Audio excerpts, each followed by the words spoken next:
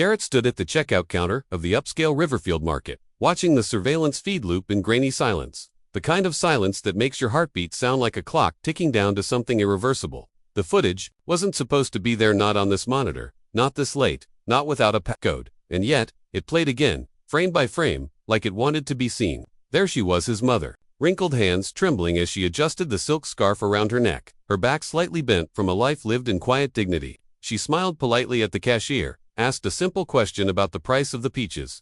The girl behind the register didn't even look up. Instead, she turned to the other employees clustered near the pastry display, snickering under their breath like school kids behind a bathroom stall. And then came the voice, sharp, smug, inescapable. "She probably thinks EBT works on organic." A burst of laughter. One of them held up a croissant like a trophy, mimicking her bent frame. Another made a whip crack sound, and Garrett watched it all while the world inside him split open like dry plaster, revealing something alive behind the wall. No one knew he was watching, not even her. They hadn't seen him walk in 5 minutes earlier, hadn't noticed him freeze when he saw her purse still sitting on the counter, untouched. She hadn't made it out of the store. That was what didn't make sense. The bag was there, keys still poking out the zipper, phone inside, the screen lit with a half-typed message. "Gee, I think something's wrong," but she was gone. No one had seen her leave. No one admitted to speaking with her after that moment. Just ... gone. Garrett replayed the moment again, staring not at her but behind her where something strange began to emerge. The third time through, a man in a maintenance uniform walked past the frozen section, but his reflection didn't appear in the glass. Not even a flicker. He moved unnaturally slow, as if time bent around his body. No one turned to look at him, even when he passed directly behind the staff who were still laughing. When he reached the end of the aisle, he turned just enough to show a face that wasn't entirely ... correct. Not angry, not sad, just aware. Garrett blinked, and the screen cut to black. He looked around the office, empty, the kind of corporate clean emptiness that smells like printer toner and lying smiles. The type of room built to hide things in plain sight. He felt it in his chest, like this story didn't start today. Like something had been waiting for him to see this. A memory came to him without permission, the voice of his mother, years ago, telling him, some people don't just watch, they wait. Then his phone vibrated. Unknown number. One message. She asked the question. That's why she disappeared. The phone screen flickered, then, faintly, her voice came through the speaker. Not panicked, not scared, just whispering. One word that no one had taught her, not even him. Forever meeting. He didn't remember ever telling her that word. He didn't remember ever knowing it himself. But he understood, in the deepest part of his being, that whatever that place was, it wasn't on any map. Then the store intercom crackled on by itself, and someone, his mother, or something wearing her voice, said calmly, Garrett, turn around. The room behind him was empty, but the lights were no longer fluorescent white, they were glowing a deep, pulsing red. Garrett didn't turn, not immediately. His breath stalled halfway between lungs and throat, trapped like a bird in a chimney. That voice, her voice, hadn't just said his name. It said it like she used to, like when he was 8 and had locked himself in the garage because the neighbor's German shepherd had chased him down the street. It was warm, familiar, but threaded through it, like static under vinyl, was a note that didn't belong. A slow, dragging distortion at the end. Turn around. Like the tape had been rewound and played again, just a beat too slow. The red glow deepened, not a light, not from the ceiling, not from the hallway. It bled through the walls themselves, like something inside the drywall had woken up and decided to breathe. The corners of the office trembled, but only slightly so, slightly, that it might have been an illusion. Or a panic attack. Or both. Garrett's hand, still gripping the desk, found a shallow gouge under the smooth laminate. He hadn't noticed it before. It was shaped like a fingernail mark. Long, curved, deep. He pressed his own nail into it, a perfect fit. Then he turned. There was nothing there. Just the still hum of computers, the slow spin of the ceiling fan, and the hollow feeling of being watched by something with no eyes. That's when the glitch started. A soft click inside his right ear. Then silence. Then static, not outside, inside. His own hearing split in two, one side playing the present in real time, the other, something else. Echoes, a woman, crying, a door slamming, metal scraping against tile. And faint, almost too faint to believe, the sound of something whispering under the noise.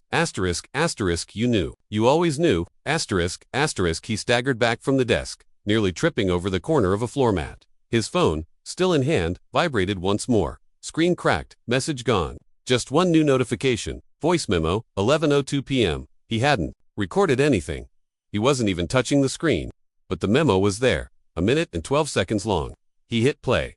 The first 30 seconds were nothing but ambient buzz, office hum, breathing, then low and close like someone had held the mic against their throat, greater than they laughed. She left. She walked into the freezer aisle, greater than. She looked at me, and then she said it, greater than you're not supposed to remember me. Garrett.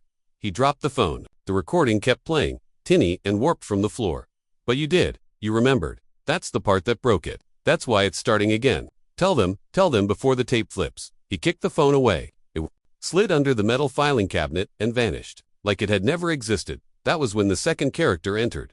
Quietly, as if they'd always been there, a janitor. Not the one from the tape, but close enough to unnerve him. Mid-30s, lean, brown uniform, thick glasses, ordinary face, too ordinary. Like it was trying not to be noticed. Like it had been rehearsed. His name tag read Miles in crooked letters. Sharpie, not printed. Garrett stared at it too long. The letters shifted when he blinked briefly, spelling something else. Asterisk, asterisk smile. Asterisk, asterisk, then back. Miles didn't introduce himself. Just nodded at the glowing red office light like it was normal. You're not sick, he said, casually emptying a trash bin. That's the first thing they want you to believe. That it's all in your head. Trauma, grief, a stress response. But that's not what this is. He leaned in a little, his voice dropping. The real sickness is forgetting what actually happened, and they've gotten real good at making you forget. Garrett didn't answer. Because part of him wanted it to be a breakdown, wanted something clinical, treatable, nameable, PTSD, psychosis, grief hallucinations, anything other than this creeping sensation that reality had a leak, and that something old was dripping through. You've seen the freezer door, right? Miles asked. His smile was too slow, too patient, the one with no reflection. Garrett hesitated. Yeah, it's not a freezer. He dropped the trash into his rolling bin. It's an exit, but only for people who still remember. The question, Garrett's chest tightened. What question? But Miles only looked at him with something like pity. If you remembered, you wouldn't be asking. Then, without another word, Miles walked out. Just like that. No goodbye, no door slam, no sound of footsteps on tile. He was simply, not there anymore. Like a prop struck from a stage play. Garrett followed, but the hallway was empty. Only the red glow trailing from one end to the other, like the last trace of a sunset, or a warning light no one else could see. He wandered back toward the frozen aisle. The store should have been closed. There should have been alarms. But everything was open, fluorescent aisles humming, music playing faintly. But it was wrong. It wasn't music. It was a looped version of Moon River, slowed down to a molasses crawl. The vocals reversed and overlapping in strange patterns, as if someone had stitched two voices together, one crying and one laughing. His mother's scarf was still there, hanging on the freezer handle, but when he reached for it, he heard it again. The whisper. Close now. Too close. Asterisk, asterisk, she left it for you. You shouldn't have come back here. Asterisk, asterisk, he turned, but this time, his reflection wasn't there. Just the all empty shelves. Lights, no him, no shape, not even a shadow. Something inside him cracked. Not a bone, not his mind. Something deeper. A memory he hadn't known he'd buried. He was 9, sitting on the edge of the kitchen table, his mother in front of him, crying but smiling. She held his face between her hands, gently, whispering something over and over, something he hadn't understood until now. Asterisk, asterisk, if they asked, say you were with me the whole time. Asterisk, asterisk, then came the knock at the door, and the tape recorder on the table, and the voice asking, asterisk, asterisk, do you remember the last place you saw her? Asterisk, asterisk, but it wasn't now, and it wasn't her, it was him. He was the one who had vanished, not her. He had been missing, for days, for weeks, and when he came back, no one remembered him. He dropped to his knees, gasping for air. The lights flickered. The floor underneath him pulsed once, then again, like a heartbeat, and then a new sound entered the aisle, clapping, slow, deliberate, echoing louder than it should have been. He looked up. It was Miles again, or something that looked like Miles. His face wasn't the same now. It shifted when Garrett blinked, like an old VHS tracking glitch, teeth and nose swapping places for a half second before snapping back.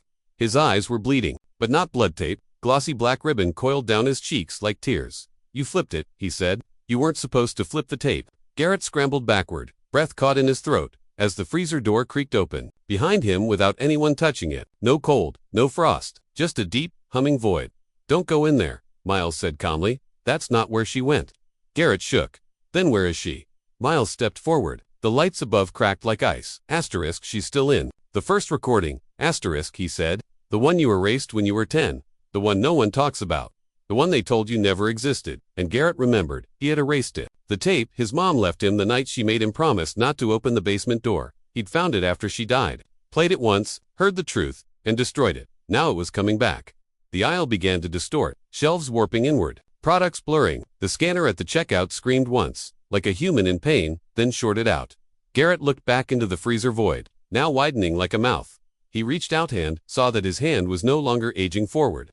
It was unaging, growing smaller, becoming. He looked into the glass dot and saw his 8-year-old self staring back dot from inside. Then came the last whisper. Not from the aisle, not from the void, but from inside his skull. Clear as glass. Asterisk, asterisk, this isn't the first time you've watched her disappear. It's just the first time you were awake. Asterisk, asterisk, and then everything went black. But not empty, dot, just waiting. Because the tape hadn't stopped. It had just flipped to side B. It was the voice of a man Garrett had never met that convinced him the nightmare might be over. He was sitting in a stark white room inside the county records building, the kind that smells like old carpet and fluorescent hum where time feels thinner, like paper left in the sun. Across from him sat a government clerk in a blue polo, holding a manila folder labeled in smudged ink. Asterisk, asterisk, South Riverfield, Incident 2001. Asterisk, asterisk, Garrett's hands trembled slightly as he opened it. He didn't know what he expected. A report, maybe a death certificate, a photo of his mother's body, some kind of cold, printed finality. But instead, there were only two things inside, a single Polaroid and a yellowed typewritten note. Polaroid was of a store Riverfield Market. But the details were wrong. No freezer section, no organic produce banners, no touchscreen registers, just dust-coated shelves, a flickering neon sign, and a charred square of floor tile near the back wall, like something had once burned through the ground and been covered over. The note read, asterisk, asterisk, case resolved, accidental electrical fire, no fatalities, building condemned, record sealed. Asterisk, asterisk, Garrett blinked. But that doesn't make sense, he said aloud. The store's open. I was just there. The clerk looked up from his desk, blinking slowly, like someone waking up from the wrong dream. Sir, he said carefully, that building's been closed for 24 years. You sure you didn't confuse it with Riverbend Grocery out on Highway 14? He hadn't. He could still smell the freezer air, still see his mother's scarf in his hand, still feel the red light under his skin. But here, it was paper-proof, a dead case, a logical end. People talk about that place sometimes, the clerk added, frowning. Locals say weird things happened there. A lady going missing, a little boy found alone behind the meat counter. But you know how it is, mall towns like, they're ghost stories, and that's how it started to make sense. Maybe he was the boy, maybe all of this, his mother, disappearing. The whispers, the glitching voices with some buried trauma, finally cracking the surface. A memory glitch, something hidden so long it came back dressed as something else. You're not crazy, they lied to you. Maybe not a lie in words, but in silence. He began to believe it, to fold himself into it. Like a man who wakes up in the middle of a thunderstorm and tells himself it's just rain on the roof. The next few days passed in a haze of false calm. Garrett stopped checking the freezer aisle, stopped playing the voice memo. He began calling it a breakdown, began using the words they'd given him. Grief response, childhood trauma, repressed memory event. It felt better, safe, as if giving it a name put a wall between him and the abyss. But the cracks came back fast. First was the dream. He was 5 again, playing in the living room with his toy fire truck. His mother was in the kitchen, humming the same song over and over, Moon River, but only the first 3 lines. She never reached the chorus, just the loop. Then came the knock on the door. But in the dream, it wasn't a knock.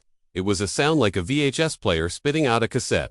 Slow, wet, mechanical. His mother stopped humming. Her hands shook. As she dried them on a dish towel, she turned to him and said something she'd never said in life. Asterisk, asterisk, if they ask where I went, say it was your idea. Asterisk, asterisk. Then she walked to the door and vanished into a blinking white light that stung Garrett awake. He sat up in bed, drenched in sweat, heart punching at his ribs like it wanted out. He swore the room had shifted. The closet was too far left. The air smelled faintly of static and burnt sugar, and something, had taken all the mirrors off the walls. Only later, while digging through a box of old family photos, did Garrett find the one thing that unraveled the whole fragile piece he'd built. A photograph, faded, curled, edges. Taken in 2001, he was standing in front of Riverfield Market, age 5, smiling, holding a receipt. Behind him, his mother's face was turned, not fully captured, but there was a man beside her. No uniform, no cart, just a gray hoodie. His face was turned toward the camera, mouth open like he'd just spoken. Garrett looked closer. The man's hand was on his mother's shoulder, a blur, almost motionless. His fingers seemed to go through her skin. There was something wrong with the shadows. He flipped the photo over. In his own handwriting, childish, crooked, unsure, were the words, asterisk, asterisk, forever meeting. Mommy said don't show him this. Asterisk, asterisk, and the lie collapsed. The building wasn't reopened. It was restored. The same foundation, the same walls, rebuilt. Around the hole that no one talked about, The glitch in time wasn't a symptom, it was a side effect, a defense mechanism, a buried thing pushing back when someone tried to see too clearly. The voice in the tape hadn't been a hallucination. It was a warning. Or a confession. He rushed to the kitchen drawer, fumbled for the recorder he thought he'd thrown out weeks ago. It was still there, wedged under a box of takeout menus. When he clicked play, the voice was different. Not his mother. Not him. But Miles. Greater than you think this is about her. It's not. It never was. She was trying to protect you. Asterisk, you're the one they've been watching. Asterisk, you're the glitch. You're the question they never meant to ask. The tape cut. Garrett's hands were shaking again. Not from fear. From something worse, recognition. He remembered the fire. He remembered standing in the store as the ceiling cracked and the sprinklers didn't come on. He remembered trying to scream as his mother ran back into the red light and vanished. But what he hadn't remembered until now was the thing he did. He'd gone to the freezer door. He'd opened it, and something had come out. The next morning, the story hit local radio. An unexplained electrical disturbance at Riverfield Market. Cameras wiped. Lights exploded. Staff shaken. One employee missing, Miles Harper, night janitor.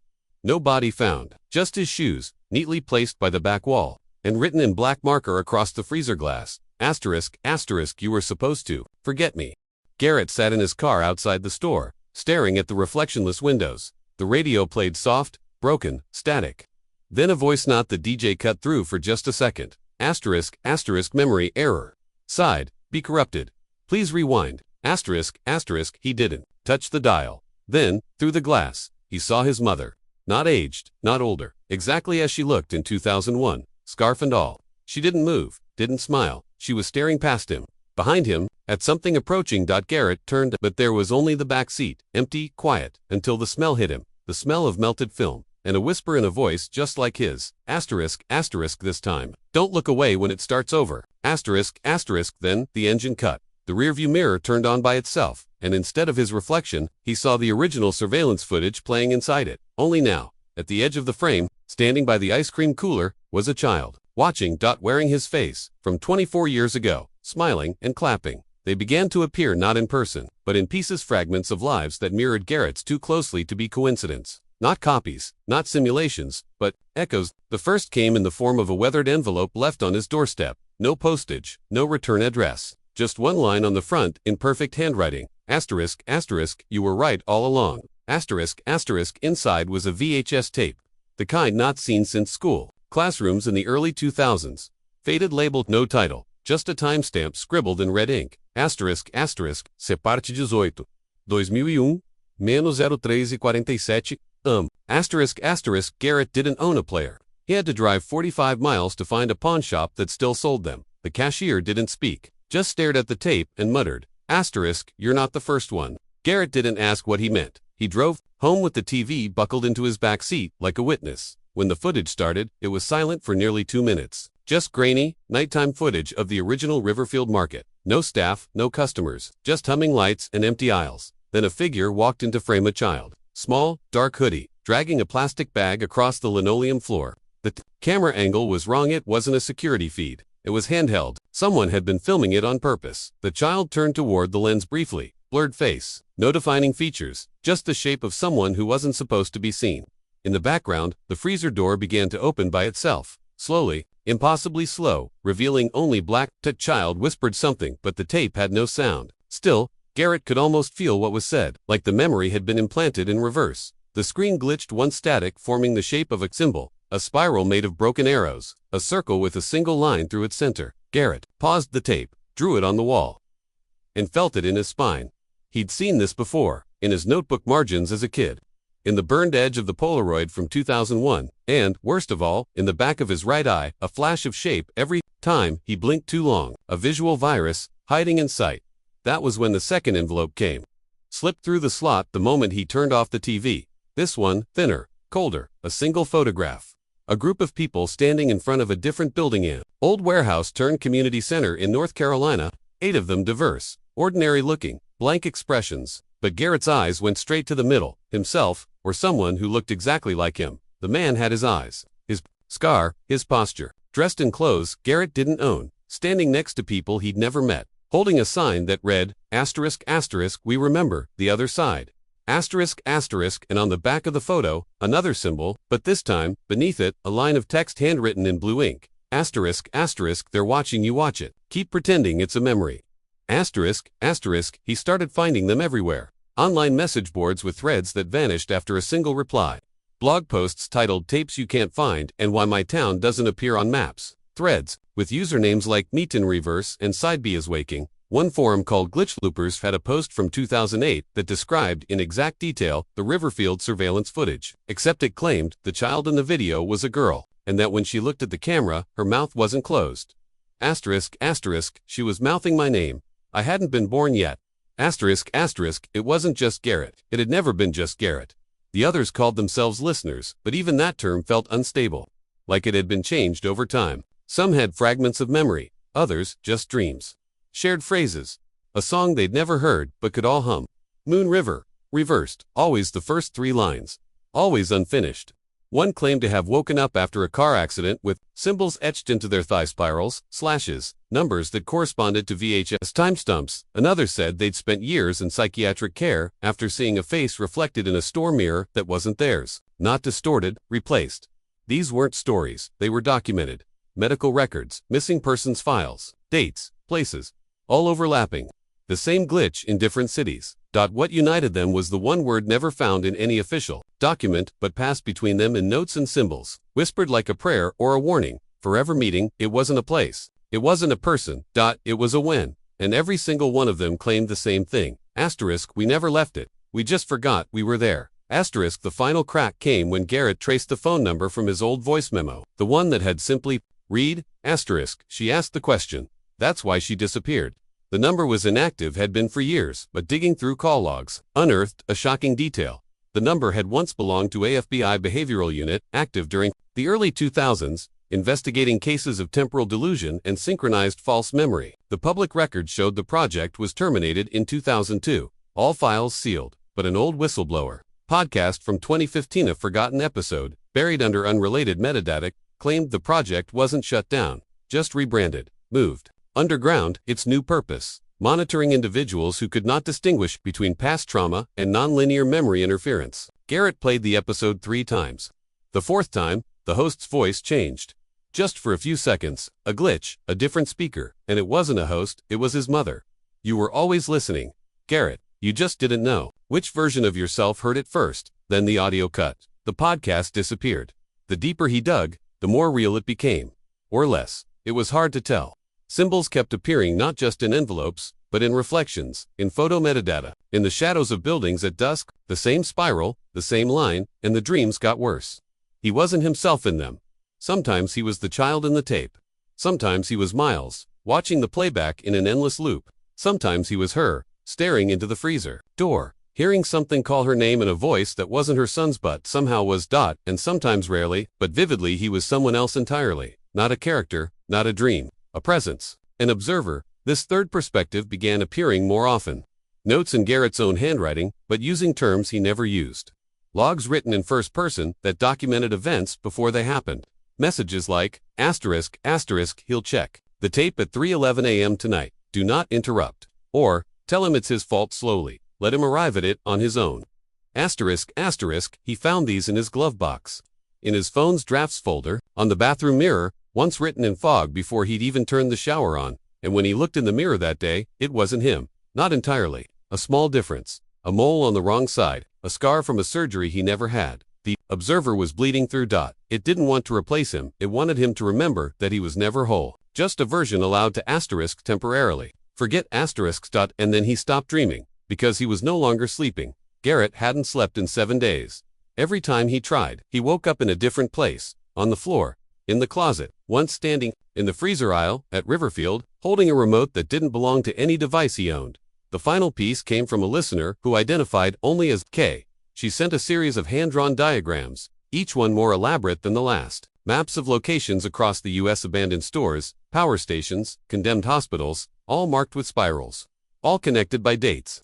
And in the center of the largest diagram, a question scrawled in red, asterisk, asterisk, what if we were never meant to survive remembering? She left one final message before going dark. They're not watching the tapes. They're watching you watch them. That's the point. Every time you remember, they record a new version, and you become easier to reach. Asterisk, asterisk, the next morning, Garrett found a VHS tape already in his TV. No label, no timestamp. He hit play. But the footage was live, of his own living room, from the point of view of someone standing behind him. He turned no one there, but on screen. He kept sitting, watching, smiling, and then he looked into the camera and mouthed the words, asterisk asterisk side C begins now. Asterisk asterisk the screen flickered once, and cut to black. But the hum didn't stop, and somewhere behind him, the freezer door began to open again.